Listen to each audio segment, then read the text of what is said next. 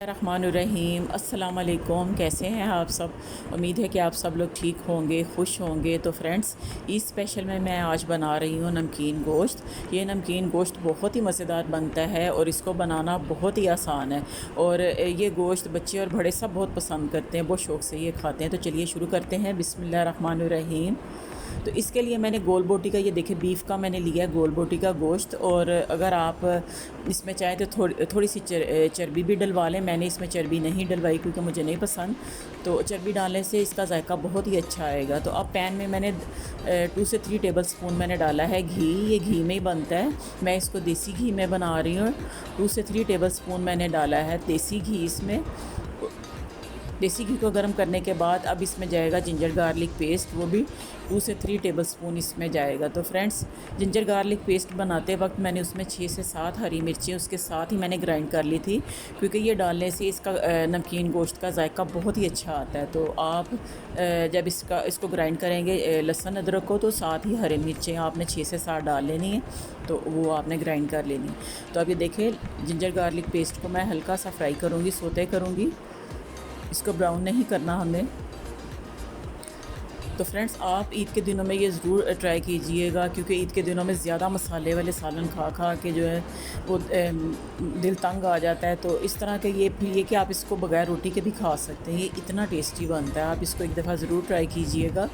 तो ये देखें, अब हल्का सा लहसुन अदरक को मैंने फ्राई किया और उसके बाद मैंने इसमें डाल दिया है बीफ गोल बोटी का। इसको मैंने छोटे छोटे उसके मैंने पीस करवा लिए थे, तो वो मैंने इसमें डाला है। अब बीफ को इतना अच्छी तरह फ्राई करेंगे, इतना अच्छी तरह भूनेंगे कि ये अपना पानी छोड़ दे।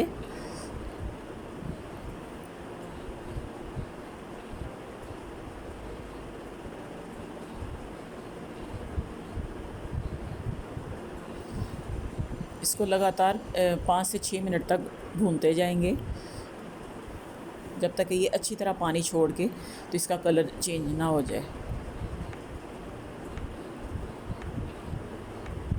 तो ये देखें,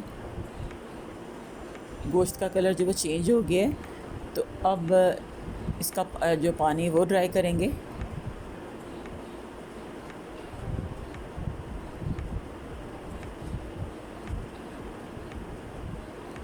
तो ये ढक्का लगा कर मैंने पकने के लिए रख दिया था। तो फ्रेंड्स, ये गोश्त ने अपना पानी जो छोड़ा था, अब उसी को ड्राई करेंगे। चम्मच चलाकर इसका पानी ड्राई करेंगे, ताकि ग्रेवी का सारा जो जायका है वो गोश्त के अंदर तक चले जाए।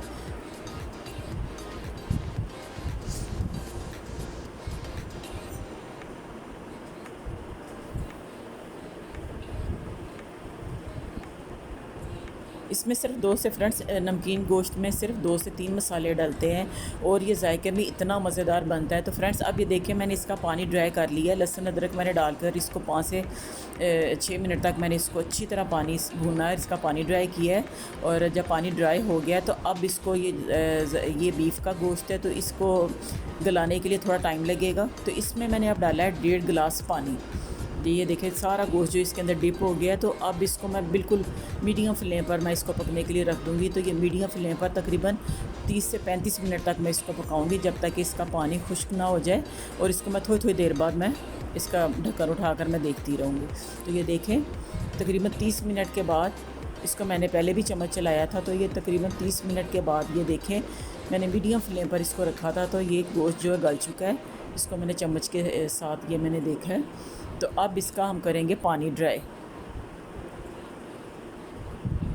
सबसे पहले इसमें मसाले जाएंगे। नमक इसमें जाएगा 1/2 टी स्पून। ब्लैक पेपर जाएगी इसमें 1/2 टी स्पून। काली मिर्च इसमें 1/2 टी स्पून। और इसमें जाएगा सूखा धनिया 1 टीस्पून। तो फ्रेंड्स, ये 3 मसालों से आप इतना अच्छा इसका जायका इसका आएगा, इतना मज़ेदार ये बनेगा कि आप इसको एक दफ़ा जब ट्राई करेंगे तो आप इसको बार बार इसको बनाएंगे, रोज़ बनाएंगे। ये इतना बच्चे आपके ये फरमाइश करेंगे कि ये बनाएंगे गोश्त बार बार। तो अब ये देखिए, ये 3 मसाले डले हैं और अब मैं इसका पानी ड्राई कर लूँगी। और जो देसी घी जब बचेगा, जिसको जब मैं ये गोश्त को डिश आउट करूँगी, तो नीचे से जो घी बचेगा उसको मैं रख लूँगी। उसको आप किसी सालन में डाल लें तो उससे भी बड़ा अच्छा जायका आता है। तो ये देखिए, अब इसका पानी ड्राई करेंगे ताकि जितना भी मसाला है सब बोटियों के साथ चिपक जाए। वैसे फ्रेंड्स, आप बीफ का गोश्त जो है इतना नहीं खा सकते, क्योंकि ये ज़ाहिर है इतना नहीं ये खाया जाता। लेकिन अगर आप इस तरह से इसकी गोल बोटी करवा के, इसकी छोटी छोटी बोटी अगर आप करवाएंगे, तो इस तरह नमकीन गोश्त बनाएंगे तो ये बहुत आसानी से खाया जाता है और हज़म भी ये जल्दी हो जाता है, ज़ाहिर क्योंकि इसमें मसाले ज़्यादा नहीं होते। तो ये देखिए, सारा इसका पानी मैंने ड्राई कर लिया, उसने घी छोड़ दिया है। तो ये घी नहीं मैं डालूँगी, घी ये देखिए जो बचा है इसको मैं रख लूँगी अलहदा और किसी सालन में डालूँगी। तो लीजिए फ्रेंड्स, थोड़ी देर में ही कितना मज़ेदार नमकीन गोश्त तैयार है। आप इसको ईद के दिनों में ज़रूर बनाइएगा।